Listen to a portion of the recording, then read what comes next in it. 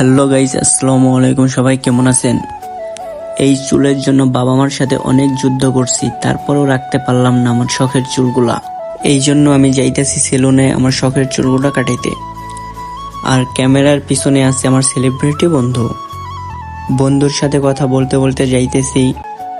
আজকে বন্ধু অনেক বেশি হ্যাপি, কারণ তার ক্রাশের সাথে দেখা করতে যাবে। শেষবারের মতন চুলগুলা নিয়ে একটু ভাবসাব নেই, আজকেই আমার শখের চুলগুলা শেষ হয়ে যাবে। কথা বলতে বলতে আমরা রাস্তায় এসে গাড়ির জন্য ওয়েট করতেছি। একটা গাড়ি দেখে সিঙ্গেল দেই, তারপর গাড়িতে উঠি। গাড়ি দিয়ে একটু সামনে যাওয়ার পরেই দেখি অনেক জ্যাম দেখে মনে হইতেছে বন্ধুর মনে যেরকম মেয়েদের জ্যাম থাকে, রাস্তায়ও ঠিক ওই রকমই জ্যাম লাগছে। এখন আমরা চলে আসছি বন্ধুর ক্রাশের সাথে দেখা করতে।